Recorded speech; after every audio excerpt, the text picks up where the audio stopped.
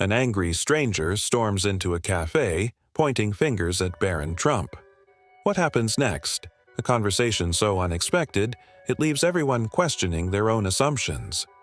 It was a breezy afternoon in the heart of Philadelphia, and the aroma of freshly brewed coffee wafted out of the corner cafe. Inside, a mix of chatter and clinking cups created a warm, inviting atmosphere. Barron Trump sat at a small table near the window, his tall frame slightly hunched over a thick book. He wasn't trying to draw attention, wearing a plain hoodie and jeans blending into the crowd, or so he thought. He had come here for a simple reason: a moment of quiet. As the youngest son of a former president, his life had often been a whirlwind of public appearances and scrutiny. But here, among strangers, sipping lattes and scrolling through their phones, he felt an unusual sense of anonymity. Barron was engrossed in his book when a sudden, sharp voice cut through the cafe's hum. "You think you're better than the rest of us?" The voice was loud enough to stop conversations. Heads turned toward a man standing a few feet away from Barron's table. The man looked to be in his late 40s with a weathered face and a fiery expression. He wasn't dressed poorly, but his clothes had the unmistakable wear of someone who'd seen hard times. His tone was confrontational, his body tense. For a moment, Barron froze. Not out of fear, but out of surprise. This wasn't something he'd anticipated when he'd picked this cafe for a quiet afternoon. The tension in the room thickened as all eyes focused on the unfolding scene. "You've got everything handed to you on a silver platter," the man continued, his voice trembling with anger. "Do you even know what it's like to struggle?" The other patrons exchanged uneasy glances, unsure whether to intervene or stay silent. The barista behind the counter hesitated, her hand hovering near the phone. Barron's calm demeanor contrasted sharply with the man's intensity. He closed his book, slowly placing it on the table, and looked up at the man. "Sir," he said, his voice steady but quiet, "I'm not sure what's upset you, but maybe we could talk about it." The man scoffed, loudly. "Talk? You want to talk? What could you possibly have to say that someone like me would want to hear?" The cafe fell eerily silent. People waited, holding their breaths for what would happen next. But instead of matching the man's aggression, Barron did something no one expected, and it changed everything. Barron leaned back in his chair, his posture relaxed but attentive. The man's anger seemed to pulse through the room, making even those watching from afar feel uneasy. But Barron didn't flinch. Instead, he gestured to the empty chair across from him. "Please, sit," he said calmly, his tone disarming. The unexpected offer took the man aback for a moment, but the tension in his shoulders didn't ease. He stood there, fists clenched, glaring down at Barron. The man sneered. "Why would I want to sit with someone like you? You're just another spoiled kid who'll never know what it's like to live in the real world." A few patrons shifted uncomfortably in their seats, whispering to one another. The barista made a subtle movement, as if considering whether to intervene. But Barron kept his composure. "Maybe you're right," Barron admitted, his voice measured. "I haven't walked in your shoes. But if you sit down, maybe you can tell me what that's like." For a second, the man seemed to falter. The firmness in Barron's voice wasn't a challenge. It was an invitation. Yet instead of taking the seat, the man leaned in closer, his voice dropping but retaining its sharp edge. "You think I owe you my story? You think that'll make you feel better about yourself?"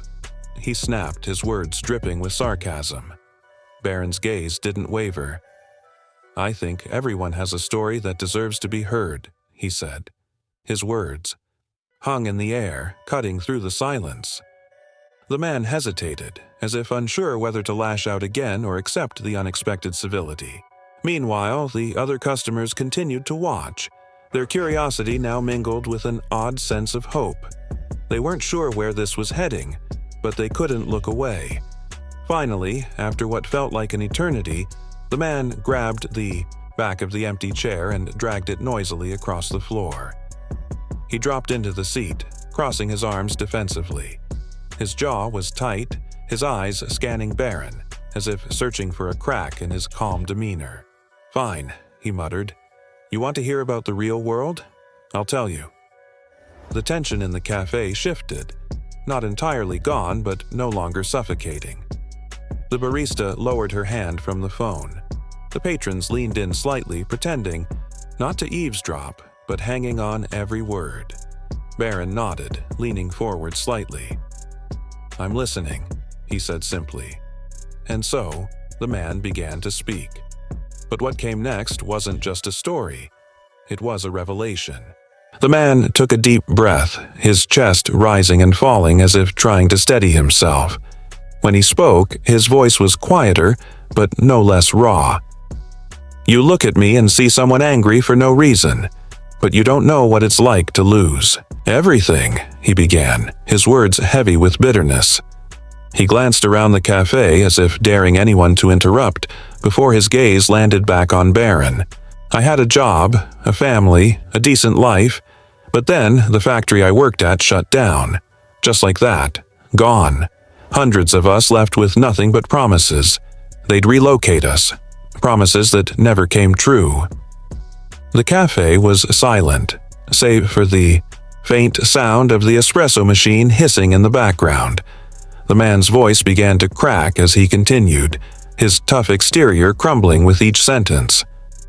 "I tried to hold it together for my wife and kids, worked whatever odd jobs I could find. But when you're scraping by, it doesn't take much to break you." He swallowed hard. "My wife. She left. Took the kids with her. Said she couldn't live like this anymore." He paused, his eyes glistening. "I can't even blame her." Barron remained silent, his face unreadable, but there was no mistaking the empathy in his eyes. The man's gaze shifted to the table, his fingers tracing the grain of the wood absently, as if trying to ground himself. "Do you know what it feels like to walk into a room and know everyone is looking at you, judging you, thinking you're nothing?" He exhaled sharply. "That's my life now, every single day." The words hit hard, not just for Barron, but for everyone listening. A woman at a nearby table shifted in her chair, suddenly engrossed in her coffee cup, as if trying to process what she just heard.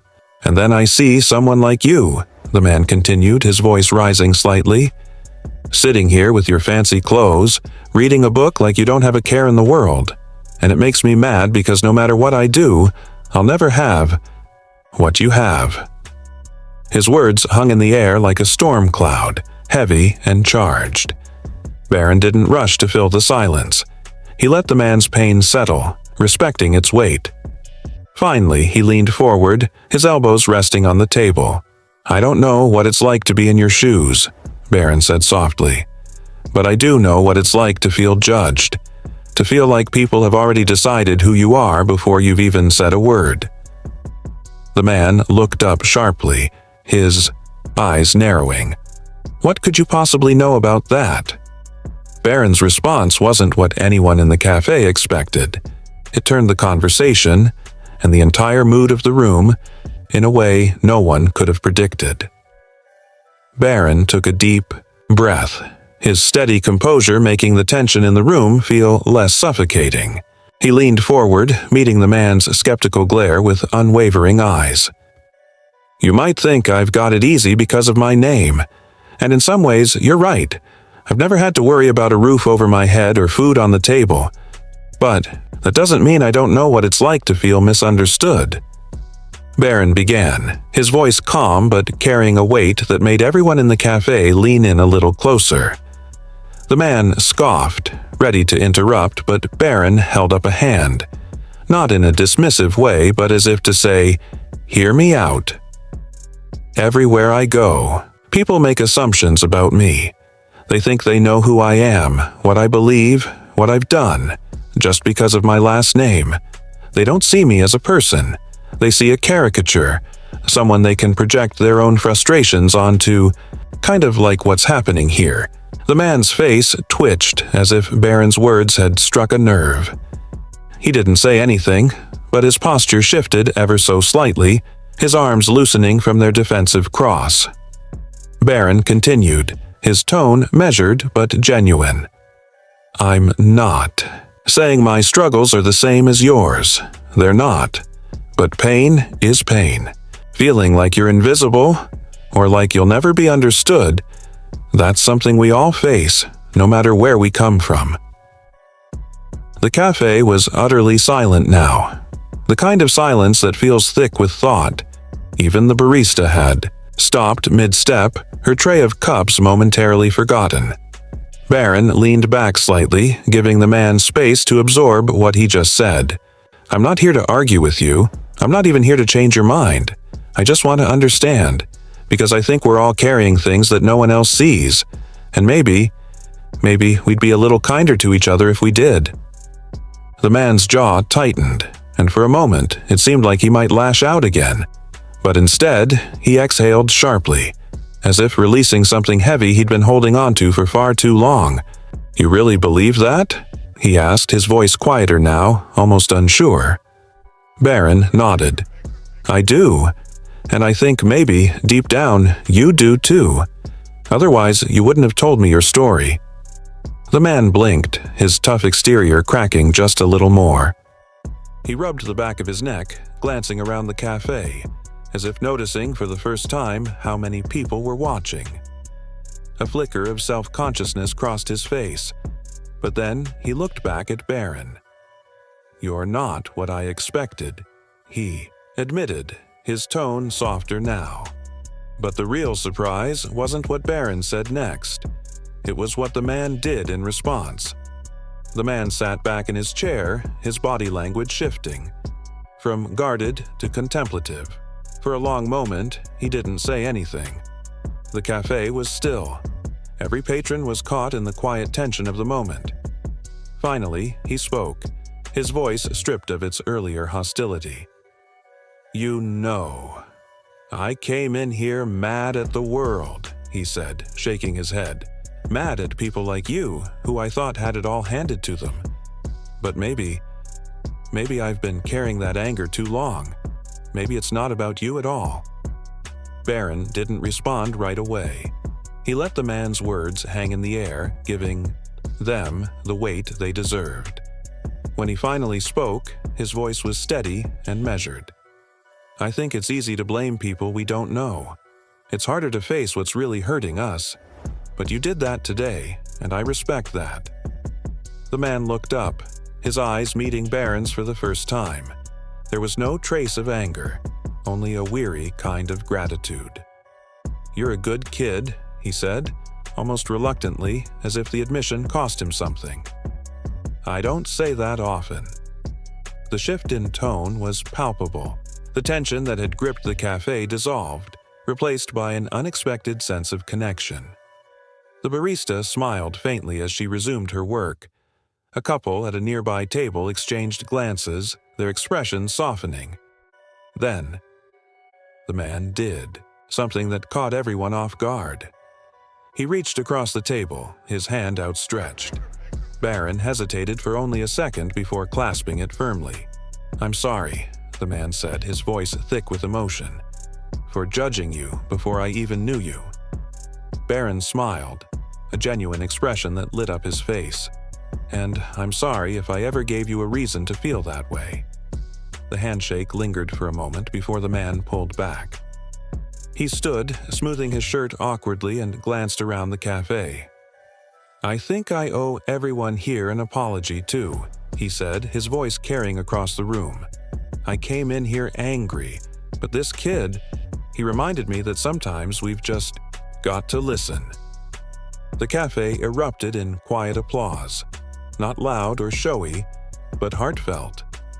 The man nodded, visibly moved, and made his way to the door. He paused just before leaving and looked back at Barron. "Thank you," he said simply, and then he was gone. What happened next wasn't dramatic. but it left everyone in the cafe with something to think about. And it was a moment they wouldn't soon forget. As the door closed behind the man, the cafe seemed to exhale collectively. Conversation slowly resumed. But they weren't the same. There was a new energy in the room, a shared understanding among strangers who had just witnessed something extraordinary. Barron returned to his seat, picked up his book, and took a sip of his now cold tea. But before he could fully retreat back into his solitude, a woman from a nearby table approached him. She looked to be in her 60s with kind eyes and a warm smile. "Young man," she said softly, "I just want to say, what you did back there was remarkable. You didn't have to listen to him, but you did. And I think you reminded all of us that sometimes kindness is all it takes to turn things around." Barron nodded, his expression humble. "Thank you, ma'am. I think we all just want to be heard." The woman smiled and returned to her table, leaving Barron to his thoughts. Around him, the cafe buzzed with a different kind of energy now.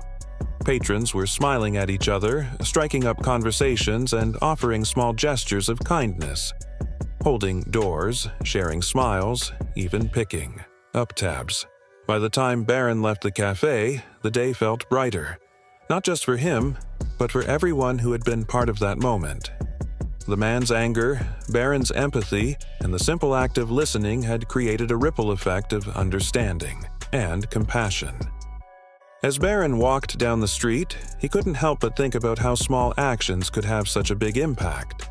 He didn't know the man's full story, and he probably never would. But in that cafe, for those few moments, they had connected, and that connection had changed the tone of an entire room. Maybe that's all it takes sometimes, Barron thought to himself, just a little bit of empathy to remind us. We're not so different after all. This story isn't just about Barron, or the man he met that day. It's about all of us. The way we carry our struggles, the way we judge others, and the way we can choose to listen instead of react.